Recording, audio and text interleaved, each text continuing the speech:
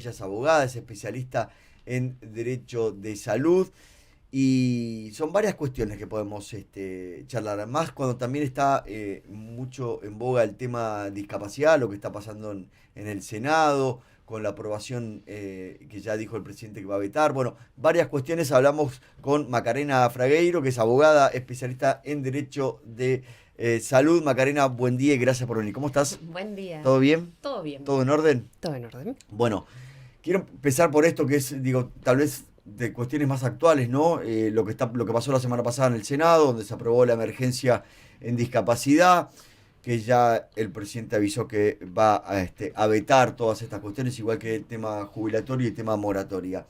Pero cuando hablamos de discapacidad, ¿de qué estamos hablando en materia de, digo, de derecho? ¿Quién decide por las personas que tienen algún tipo de discapacidad en el caso de que no lo puedan hacer? ¿Cómo se maneja eso para entenderlo? Bueno, vos dijiste algo ahí clave. En caso de que no lo puedan hacer, en Ujú. principio la regla general es cada uno elige y decide por sí mismo, salvo que no lo pueda hacer, y para eso se usan figuras de apoyo o de curadores que son Ujú. designadas judicialmente.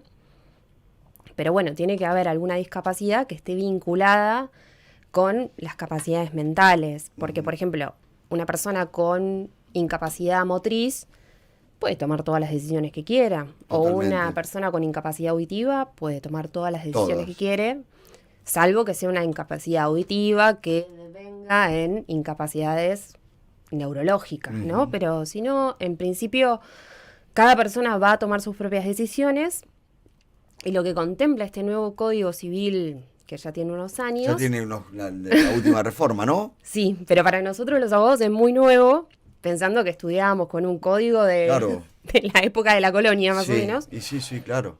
Bueno, este nuevo código lo que contempla es la figura de apoyo, que es una novedad, Ajá. porque es una figura que trata de, por lo menos, mantenerle algo de autonomía a la persona, Ujú. en vez de tener un curador, un tutor, donde Que decide directamente... absolutamente todo. Digamos, sería un punto intermedio, digamos. Claro, esta es una persona que la ayuda a tomar decisiones o a llevar actos a la práctica. Por supuesto que la persona tiene que tener un nivel de capacidad determinado como para poder Claro, hacer por eso. supuesto. Pero bueno, es una figura intermedia que se creó y está bueno. Una buena idea. Tiene que ver también con toda la política que se creó alrededor de la salud mental, que es algo que es mundial, de esta idea de tratar de integrar a las personas con capacidades diferentes a la vida social normal, por así Ujú. decirlo. Nombrabas ahí el tema de fideicomisos, ¿no? Yo imaginaba porque, y he escuchado mucho más, sobre todo en estos tiempos, vos me vas a decir, no, por ahí ya viene de hace mucho, pero personas que piensan en su futuro, piensan en su final, tal Ujú. vez, y arman estas figuras, ¿no? ¿Nos querés explicar un poquito cómo es eso? O digamos, en qué consiste? Si es algo, además, te quiero preguntar, de este último tiempo, o si ya es algo que viene de antes del código civil, antes de que se reforme. La figura del fideicomiso no es tan nueva. Ujú. No, otra vez, en términos de derecho, ¿no? En Sí, términos de claro. personas uno dirá, no, sí, Racing en su Sí. momento. Pero en términos de derecho no es una figura tan nueva, así que no te diría que es algo desde siempre. Nosotras nos especializamos en asesorar en este tipo de cuestiones porque al estar vinculadas al derecho de la salud Ujú. y tratar con muchas personas y muchas familias que tienen hijos con discapacidad, además nosotras estamos también especializadas en personas jubiladas, entonces se nos suma a veces la combinación de madre jubilada con hijo discapacitado, Mm. con el tema de darse cuenta de que uno entró en la última etapa de la vida, porque la jubilación tiene esa característica Claro. que es un ritual de paso. Entonces ahí aparece una angustia nueva y ahí lo que nosotros hacemos es hacer un asesoramiento sobre cuestiones que puedan empezar a liberar la mente, dar un poco Ujú. de tranquilidad sobre organización. Y una figura que puede existir es la del fideicomiso. Siempre va a depender de cuál sea la situación patrimonial, Claro, de la cómo... capacidad que tengan de poder hacerlo, ¿no? En Argentina, donde vos decís jubilaciones y decís, bueno, viven al día, Mm, tema, obviamente, tienen mucho más gasto en tema de medicamentos, en otras cuestiones y demás. ¿Euge? Tema medicamentos de alto costo. El año pasado, cuando el gobierno cambió esto de las obras sociales cerradas, abiertas, bueno, y demás, uno de los argumentos de las prepagas era sobre todo que los medicamentos de alto costo habían subido como con todos los precios, ¿no? Por supuesto, pero habían subido muchísimo y que este cambio les beneficiaba en ese sentido, que los planes cerrados, si no me equivoco, no iban a poder acceder a ese tipo de medicamentos y demás, porque el problema era que los pacientes les hacían juicio o les hacían acciones legales para que las prepagas paguen esos medicamentos altos. ¿Cómo se está dando esa situación? Si es realmente así como dicen las prepagas, si de repente del lado de los clientes, de los usuarios, existe esta preocupación. ¿Cómo lo ves vos? Hubo una batería de cambios normativos, no fue solamente el tema de planes cerrados o planes abiertos, y esto influye porque fueron todas esas cosas las que fueron cambiando cómo es el esquema de costos de la prepaga. Más importante que el plan abierto o el plan cerrado, que eso tendría una limitación en realidad burocrática, pero se resuelve con la persona yendo a una persona dentro del plan cerrado. Más importante de eso fue el tema de la unificación obra social y prepaga en la figura agentes de salud, que le permitió a las prepagas acceder directamente al Fondo Solidario de Redistribución, que era algo a lo que podían acceder antes con la intermediación de las obras sociales. La misma obra social que intermediaba el aporte era la obra social que intermediaba el acceso al fondo. Y en esa intermediación vieron que el gobierno hablaba el peaje. El peaje no estaba en el aporte. Puede haber que haya una pequeña retención, pero no era ese el peaje importante. El peaje era el peaje al Fondo Solidario de Redistribución. Cuando la obra social iba a buscar la prestación, entonces de una prestación así de alto costo se quedaba, ponele, con el 10%. Por decirte, te estoy inventando porque cada prepaga hacía su propio acuerdo con la obra social. Entonces ahí sí había un número importante, multiplicado por todos los afiliados, era un montón. La idea de que pudiera hacer la derivación directa hacía que la obra social pudiera pasar directamente, y eso, sobre todo, a la prepaga le implicaba una baja en el costo financiero. Claro.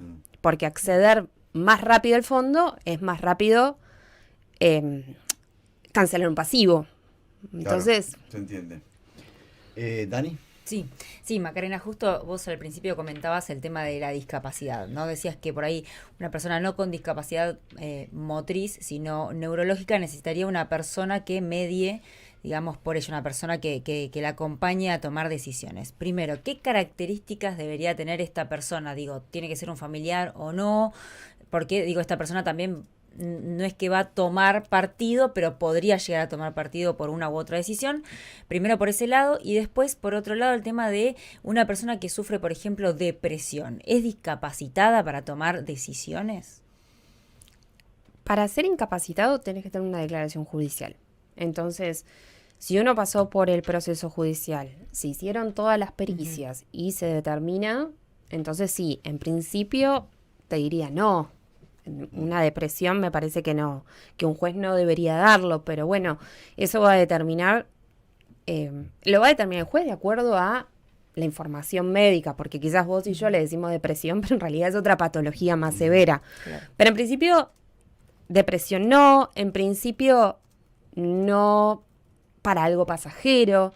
Es algo muy serio el sacarle la capacidad a alguien, es una restricción a la libertad muy importante. Entonces, los jueces no son laxos en el momento de hacer esto. Tienen bastantes recaudos, por eso también este tipo de juicios suele ser bastante largo, porque el juez quiere verificar todo el tiempo que realmente se cumplan los extremos y que no haya un familiar que en realidad se está aprovechando y que quiera hacerse del patrimonio del otro o de tomar decisiones por el otro. Con respecto a quién puede ser curador, tutor o figura de apoyo, en principio lo va a elegir la persona que esté entablando la demanda, ¿no? Quizás dice, bueno, tal persona, ya viene una idea, o está haciendo la demanda para ser esa persona, Pero también puede haber una designación judicial. Ah. En el caso de designación judicial puede ser o alguien de la familia, porque también esa persona se ofreció, nunca se le va a imponer a un familiar que no tiene ganas, o si no, hay personas que hacen la profesión de ser curador y en ese caso cobran un honorario todos los meses, es un honorario que va a regular el juez, que podría ser el 20% de lo que está administrando mes a mes o el fruto de los productos que administra. Depende mucho de qué tipo de asistencia necesita la persona, cuál es la composición del patrimonio. Es algo que lo va a pensar el juez de acuerdo a la situación que tiene adelante, no está tarifado. Bien. ¿Cuál es la consulta en este último tiempo, las consultas o reclamos que más te llegan al estudio para entender? Digo, puede ser obras sociales, seguros, alquileres, no sé. ¿Qué es lo que más te llega en este último tiempo? Nosotras somos especialistas en salud, así que preguntas Obras de salud, sociales. claro. El año pasado lo que más llegaba era el tema de los aumentos de las prepagas, mucho sobre eso, sobre todo, como te digo, nosotras trabajamos con muchas personas jubiladas, entonces no sé de dónde había una creencia que a los jubilados no se les podía aumentar, que no existe. Que no existió, ¿no? Nunca existió. En algún momento se corría eso, ¿no? Pero no, digo, se aumentó. Hubo un decreto al final que lo que establecía eran topes a los aumentos según banda etaria, que en realidad ya estaba en la ley original, pero nunca fue, porque había personas que me decían, yo cobro la mínima, no me tienen que aumentar. No, vos podés cobrar menos de la mínima y te van a aumentar. Pueden aumentar, claro. Claro, no sé de dónde salió, pero había muchas consultas sobre eso. Después, como nosotros trabajamos con personas jubiladas, tenemos muchas consultas de lo que es el traspaso a una obra social o a una prepaga, luego jubilarse para evitar caer en PAMI. Eso es lo que más respondemos, pero bueno, también estamos muy orientadas a eso. Tema medicamentos, Y cobertura de medicamentos. Y después hay tema de eso. Lo que pasa es que depende qué obra social o qué prepaga, hay incumplimientos o no. No es tan generalizado. No es lineal. No es generalizado. Sí hay momentos donde, por ejemplo, tuve muchas consultas sobre prestación de geriátrico, que es muy interesante lo que está pasando ahora, porque, como sabemos, están topeados los montos de reintegro para prestadores. O sea, yo contrato un geriátrico y después presento a mi obra social o digamos para que me haga un reintegro. Podría ser siempre y cuando tengas una discapacidad Claro. Claro, es una prestación de discapacidad. Si tenés una discapacidad que tiene que ver con internación geriátrica, otra vez, no escucho, no tiene nada que ver con un geriátrico. Bien. Ahora, una incapacidad motriz, una incapacidad mental, quizás puede ser para internación. Entrar. También hay otros tipos de internaciones, hay centros de día, hay centros de Correcto. rehabilitación, pero como está topeado esto por este nomenclador que no se actualiza, que es por la que salió la ley de emergencia, bajó mucho el costo de esa prestación. Para que nos hagamos una idea. Eso digo, ¿qué significa que esté topeado? Hay un listado donde dice de reintegro por esta prestación o de pago. Es tanto. Y eso no está actualizado hace... En este tiempo, desde que asumió mi ley hasta ahora, se actualizó solo un 60%. Con referencia a diciembre 2023. Bien. Y la inflación ya pasó el 100 y está en el 150. O sea, hay una desactualización. Entonces, antes del 2023, yo recibí un montón de consultas sobre geriátrico. Luego del 2023, pasó que un montón de prepagas, me consta, por cómo me hacían las preguntas, directamente salieron a cubrir hasta el tope. No tenían problema de cubrir hasta el tope. Porque era significativamente más barato y aparte porque hay siempre una especulación. Hoy por hoy, una internación geriátrica está cubierta hasta 1.600.000 pesos. Hay muchas personas que tienen estas prepagas premium y quieren otro tipo de geriátrico. Entonces lo que hacen... Otras prestaciones, digamos. Claro, lo que hacen es esperar que te caigas. ¿Cuánto tiempo podés aguantar pagar 2 millones de pesos por tu papá, además de tu vida y todo lo que necesita tu papá, y además de la cuota de Swiss Medical que se fue a 800.000 pesos? Sí. Entonces, lo que dicen es, no me hagas juicio, no nada, toma.